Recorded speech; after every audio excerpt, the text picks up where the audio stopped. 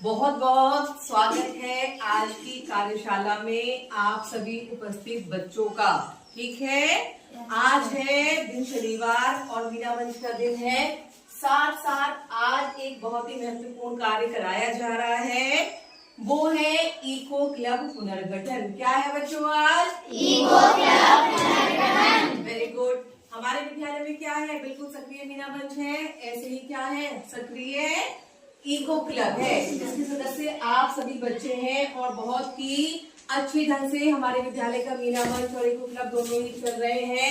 Eco club के अंतर्गत हमने बहुत सारी गतिविधियां करी हुई हैं और बहुत ही सुंदर जो हमारे विद्यालय का पर्यावरण है वो बहुत ही स्वच्छ और सुंदर और हरा भरा हो चुका है। क्यों हो चुका है? क्योंकि हम सब ने मिलकर क्या करी है, अपने पर्यावरण को सुरक्षित और संरक्षित करने के लिए हमने बहुत मेहनत करी है ना। पहले जो हमारे विद्यालय था उसमें और अब के विद्यालय में क्या है, एक बहुत ही बड़ा बदलाव आया है, एक परिवर्तन आया है और एक हरित परिवर्तन आया है।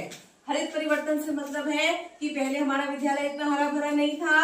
अब हम सबके प्रयासों से, सरकारी प्रयासों से, आपने देखा होगा समय समय पे सरकार द्वारा विद्यालय में बहुत सारे पेड़ पौधे रोपित किए जाते हैं। ठीक है, और हम स्वयं भी ला करके बहुत सारे पेड़ पौधे लगाते हैं। आप सब उसको सहयोग करते हैं और पेड़ पौधे लगाने के बाद फिर हम क्या करते हैं, उनकी देखभाल करते हैं ना। देखभाल तो एक हम सब मिलकर के हमने क्या करे हुए थे, उन सबके कार्य विभाजन किया हुआ था। कुछ बच्चों का काम क्या है, कुछ बच्चों को क्या करना है। ठीक है ना।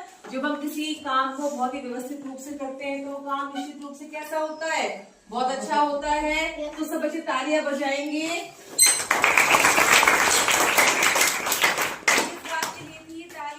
जो भी हमारे पिछली कार्यकारिणी थी इको क्लब की, उसने अपना बहुत अच्छा प्रदर्शन दिया है, जिस वजह से हमारे विद्यालय का वातावरण कैसा हो गया है, हरा भरा। कैसा हो गया है?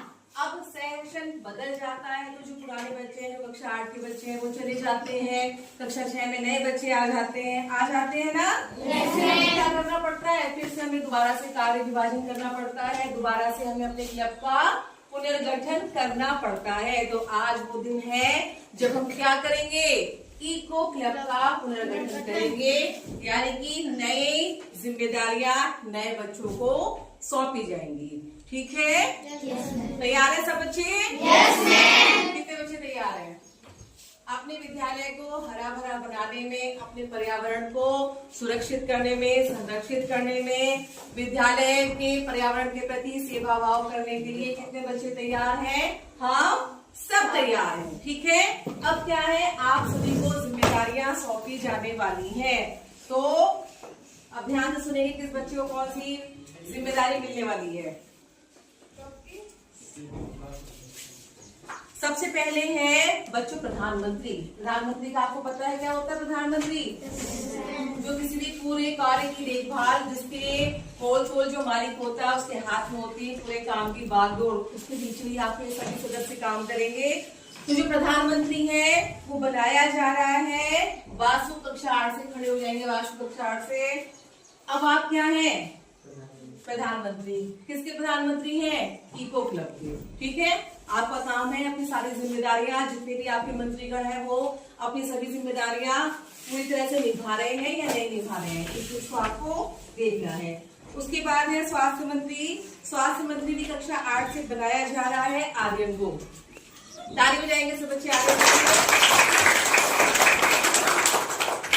स्वास्थ्य मंत्री का कार्य क्या होता है, क्या काम है? जो भी पेड़ पौधे हमने लगाए हैं, कोई पेड़ पौधा बीमार का मतलब क्या है, जैसा उसको स्वस्थ होना चाहिए, वो पौधा स्वस्थ है या नहीं है, उसे खाद की जरूरत है, पानी की जरूरत है ना, उसे किस तरह के पर्यावरण की जरूरत है, उन सब की निगरानी करने का काम है स्वास्थ्य मंत्री यानी कि आर्यन का। उसके बाद है स्वच्छता मंत्री। वो बनाया जा रहा है कक्षा 8 से शौर्य को। खड़े हो जाओ शौर्य, क्लैपिंग करेंगे सब बच्चे।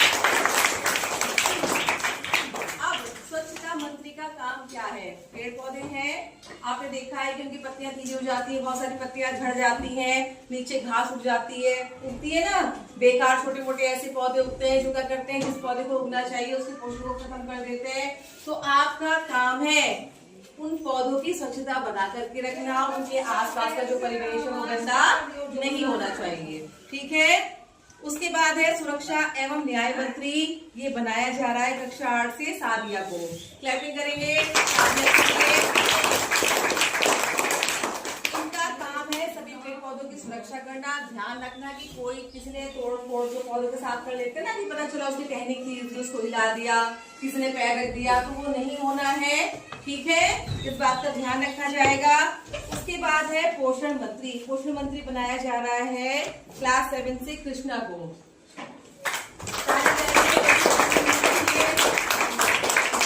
सिर्फ पौधे लगाने से तो काम नहीं चलेगा ना, अब हमें क्या करना है, पौधों का ख्याल रखना है।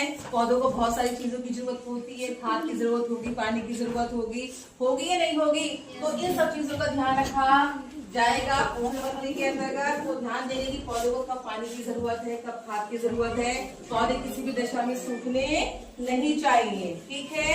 उसके बाद है उपस्थिति मंत्री, कहकशा को बनाया गया है। शिक्षा मंत्री अलकमा को बनाया गया है, खड़े हो जाइए। को बनाया गया है। पर्यावरण मंत्री मिसबा, खड़े हो जाओ। खेल कूद एवं सांस्कृतिक मंत्री है राधिका। संचार एवं संपर्क मंत्री है राधिका कक्षा 8 से। और बाकी सभी बच्चे क्या हैं, सदस्य हैं, क्योंकि हम सबको क्या करना है, मिलजुल के काम करना है। अब देखो बच्चों, इसमें एक ये है खेलकूद एवं सांस्कृतिक मंत्री। इसका क्या मतलब है खेलकूद एवं सांस्कृतिक मंत्री का? इको क्लब में जितने भी काम होते हैं उसमें एक होता है जागरूकता अभियान। हमें अपने साथ साथ क्या है, दूसरों को भी जागरूक करना है। तो वो जागरूक कैसे होंगे?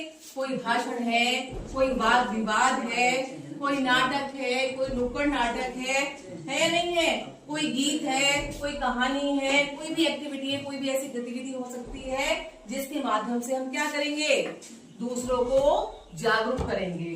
तो वो सारी जो गतिविधियां हैं वो सब आएंगी सांस्कृतिक गतिविधियों के अंतर्गत। सब तैयार है इस बात के लिए? yes, तो सब बच्चे हम क्या शपथ लेंगे कि हमें अपने वातावरण को कैसा बनाना है, स्वच्छ बनाना है, हरा भरा बनाना है, और हमें अपने वातावरण को सुरक्षित करना है, संरक्षित करना है। तो सब बच्चे तैयार हैं? yes, सब बच्चे तैयार हैं? yes, जोर से बोलो, सब बच्चे तैयार हैं? yes, तैयार हैं सब बच्चे? yes.